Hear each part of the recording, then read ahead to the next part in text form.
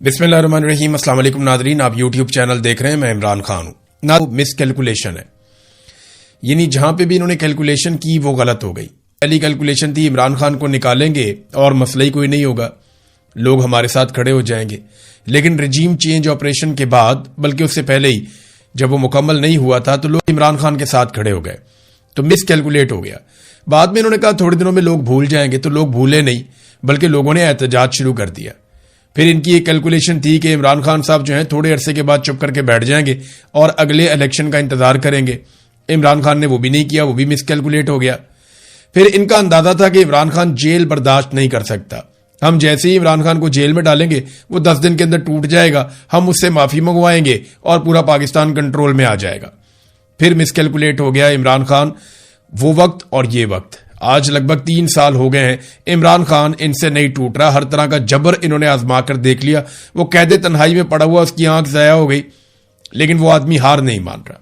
बड़े बड़े बाहर बैठे हुए हार गए, जिन्होंने मार नहीं खाई वो भी हार गए, लेकिन वो मार खाने के बावजूद हार नहीं मान रहा। फिर इन्हें लगा कि ये इलेक्शन चोरी कर लेंगे तो निजाम ठीक हो जाएगा। यानी पहले इनको लगा कि इंतखाबी निशान छीनेंगे, प्री पोल रिगिंग करेंगे, लोग मायूस हो जाएंगे, लोग पीटीआई को वोट नहीं डालेंगे। मगर इसके बरक्स लोगों ने निकलकर पाकिस्तान तहरीक इंसाफ को इतना वोट डाला कि रिकॉर्ड तोड़ दिए, और बाद में इन्हें जाली फॉर्म 47 जारी करने पड़ गए। तो एक और कैलकुलेशन गलत हो गई।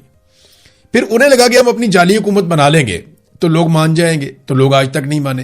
फिर इनकी कैलकुलेशन थी हम मईशत को ठीक कर लेंगे, वो भी ठीक नहीं हुई। फिर इनकी कैलकुलेशन थी कि आहिस्ता आहिस्ता लोग सब कुछ भूल जाएंगे, इमरान खान लोगों के दिमागों से मिट जाएगा, फिर वो कैलकुलेशन भी गलत हो गई। अब कश्मीर में भी ये इसी किस्म की गलत कैलकुलेशन कर रहे हैं कि पाकिस्तान का कोई खित्ता भी, कोई एक इलाका भी पाकिस्तान का ठीक तरीके से काम नहीं कर रहा। पंजाब के अंदर वजीर आला ही गायब है, बीमारी का मामला भी है, और अल्लाह ताला सबको सेहत अता फरमाए। और वहां पे वो समझ ही नहीं आ रही, एक अजीब कंफ्यूजन है। खैबर पख्तूनख्वा में एक हुकूमत है, वो अपने सर्वाइवल की लड़ाई लड़ रहे हैं, यानी वहां पे किसी की तवज्जो ही नहीं है कि असल मसाइल क्या है। हुकूमत अपने आप को बचा रही है, एस्टेब्लिशमेंट अपने आप को बचा रही है, और सारे एक दूसरे की टांगे खींच रहे हैं। और हर कैलकुलेशन गलत होने का पाकिस्तान को नुकसान यह हुआ कि दहशतगर्दी बढ़ गई, मईशत तबाह हो गई पाकिस्तान की, सरमायाकारी पाकिस्तान में आना बंद हो गई, हर तरफ पाकिस्तान में मायूसी फैल गई। पाकिस्तानी जितने ज़हीन लोग हैं, बेहतर लोग हैं, वो पाकिस्तान छोड़ कर बाहर जा रहे हैं। लोग अपना सरमाया पाकिस्तान से निकाल कर दूसरे मुमालिक में मुंतकिल कर रहे हैं। और पाकिस्तान ने इन्हीं गलत कैलकुलेशन का खुमियाजा ऐसे भुगता कि पाकिस्तान ने रिकॉर्ड कर्जे हासिल कर लिए। यानी जब से पाकिस्तान बना तब से लेके अब तक इतने कर्जे नहीं लिए जितने कर्जे इन्होंने ले लिए, बल्कि उससे भी ज्यादा कर्जे इन्होंने 4 साल में ले लिए। और पाकिस्तान में ना कोई डैम बना, ना कोई हमने इलाका फतह किया, ना कोई हमने बहुत बड़े झंडे गाड़े दुनिया में। मिस कैलकुलेशन, और ऐसी ही मिस कैलकुलेशन इस वक्त पाकिस्तान आजाद कश्मीर में कर दी। ऑफिसर्स की दफातर में बैठी हुई रिपोर्ट्स, उनकी बुनियाद के ऊपर उन्होंने फैसला किया कि ये ज्वाइंट अवामी एक्शन कमेटी को हम ताकत से कुचल देंगे, इसको कलअदम कर देंगे, इसके लोगों को गिरफ्तार कर देंगे, चंद लोगों को मारा जाएगा, लोग डर जाएंगे। लेकिन इस वक्त तक जब मैं आपसे बात कर रहा हूं, मिस कैलकुलेशन का जो नतीजा है वो रावला कोर्ट की सराउंडिंग में आपको दिखाई दे रहा है। ये सिर्फ एक एहतजाज के मनाजिर हैं जो लाइव कवरेज के साथ आ रहा है, और ये एक काफिला है, इसके अंदर हजारों लोग मौजूद हैं। जब रात के वक्त उन्होंने कहा जी अपने मोबाइल फोन की लाइटें ऑन करें, तो हर तरफ से ऐसा लग रहा था कि एक सैलाब है अवाम का, हजारों लोग हैं।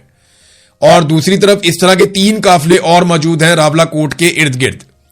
तो रावला कोर्ट को तो घेरा हुआ है ज्वाइंट अवामी एक्शन कमेटी के लोगों ने, और कश्मीर की अवाम उनका साथ दे रही है। एक चीज और सबको याद रखनी पड़ेगी कि ज्वाइंट अवामी एक्शन कमेटी अभी तक कोई सियासी जमात नहीं है जो इलेक्शन लड़ने के लिए चली जाए।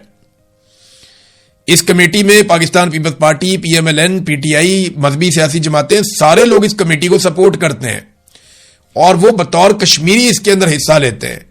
जब ये सियासत में आएगी तब आएगी, और पता नहीं आएगी या नहीं आएगी, लेकिन फिलहाल इनका तोती बोलता है वहां पे। और कश्मीरी सारे एक नुक्ते पे इकट्ठे हो गए हैं कि हमने मजीद हमारे रियासती मामलात के अंदर बेजा मुदाखलत की इजाजत नहीं देनी। लेकिन कुछ मामलात होते हैं जो सिक्योरिटी के मामलात होते हैं, दिफा के मामलात होते हैं, आम तरीन मामलात होते हैं, उनमें आप इनपुट ले सकते हैं, बिल्कुल लेनी भी चाहिए। एक इंस्टीट्यूशनल एक मेमोरी होती है, आप उनको बुलाते हैं, उनसे आप पूछते हैं कि जनाब इसके बारे में आपकी क्या राय है, تو وہ جو ان کے پاس پرانا ریکارڈ ہے اس کے مطابق وہ اپنی رائے آپ کو دے سکتے ہیں. بالکل ان کا اتنا ان پٹ ہونا بہت ضروری بھی ہے, اور انہیں تنخواہ بھی اس بات کی ملتی ہے کہ بوقت ضرورت ان سے پوچھا بھی جا سکے, ان سے کام بھی لیا جا سکے. تو پھر لوگوں کے مسائل حل نہیں ہوتے, لوگوں کو لگتا ہے کہ قبضہ ہو گیا. اب یہ معاملہ چل رہا ہے وہاں پہ. دیکھیں یہ جو 12 مہاجرین کی نشستیں ہیں نا, اس کے اوپر بہت ڈیٹیل میں لوگ بات کر رہے ہیں کہ یہ نشستیں تو لائی گئی تھیں مقبوضہ کشمیر کے کیس کو اٹھانے کے لیے کہ حق خود ارادیت دینا ہے پاکستان نے بھی اور بھارت نے بھی, اقوام متحدہ کی قرارداد ہے, تو اس کے مطابق جو ہے وہ سب کو ووٹ کا حق ملنا چاہیے, اور کشمیری فیصلہ کریں گے کہ انہوں نے بھارت کے ساتھ رہنا ہے, پاکستان کے ساتھ رہنا ہے, یا اپنا الگ ملک بنانا ہے. یہی اقوام متحدہ کے پاس آپشن یہی ہے نا, اور قرارداد یہی کہتی ہے کہ کشمیری ہی فیصلہ کریں گے اپنے مستقبل کا, نہ بھارت فیصلہ کرے گا نہ پاکستان فیصلہ کرے گا. تو اس لیے پاکستان نے ایک بڑا اچھا جیسچر دیا تھا کہ مقبوضہ کشمیر کی 12 مہاجرین کی نشستیں رکھ لی تھی پاکستان میں کہ جناب ہم یہاں پہ جو اسمبلی بنائیں گے اس کے اندر یہ جو 12 نشستیں ہوا کریں گی یہ نمائندگی کرے گی مقبوضہ کشمیر کی. تو اس کو بڑا اپریشیٹ کیا گیا تھا, نیت بری نہیں تھی جب یہ کام کیا گیا. لیکن ہوا کیا, وقت کے ساتھ ساتھ پاکستان کی اسٹیبلشمنٹ نے ان سیٹوں کو آزاد کشمیر میں حکومتیں بنانے اور گرانے کے لیے استعمال کرنا شروع کر دیا. یعنی وہ جو بندوق آپ نے خریدی دشمن کے خلاف وہ اپنوں کے اوپر ہی تان دی گئی. وہ ہتھیار جسے انڈیا کے خلاف استعمال کرنا تھا وہ کشمیریوں کے خلاف استعمال ہونا شروع ہو گیا. اب یہ 12 بندے باہر سے جیت کر آتے, ان میں سے 8-9 بندے جو ہیں وہ وزیر بن جاتے, جب دل کیا حکومت بنا دی, جب دل کیا حکومت گرا دی. تو یہ ایک بڑا المیہ تھا ان 12 نشستوں کے ساتھ. تو لوگوں کو جب سمجھ آئی انہوں نے کہا جی ٹھیک ہے ان کو ہٹا دیں آپ بیچ میں سے, کیونکہ ان کے جتنے عوامی مطالبات سامنے آئے یہ نشستیں ان کے راستے میں رکاوٹ بن جاتی تھی, ان پہ بیٹھے ہوئے وزراء رکاوٹ بن جاتے تھے. وجہ کیا تھی, انہوں نے کشمیریوں سے ووٹ ہی نہیں لینا تھا. یہ آزاد کشمیر کے لوگوں سے ووٹ نہیں لیتے تھے, یہ تو لاہور میں, پشاور میں, یہ ادھر راول پنڈی میں, یہ یہاں سے ووٹ لے کر آتے تھے نا. تو جب یہ ووٹ یہاں سے لے کر آتے تھے تو انہیں اس بات کی کوئی پرواہ نہیں ہوتی تھی کہ آزاد کشمیر کے لوگ ان کے بارے میں کیا سوچ رہے ہیں. تو جو انہیں حکم دیا جاتا تھا یہ اپنی وزارت کے اندر وہی فیصلہ کر دیتے تھے, وہی نوٹیفیکیشن جاری کر دیتے تھے.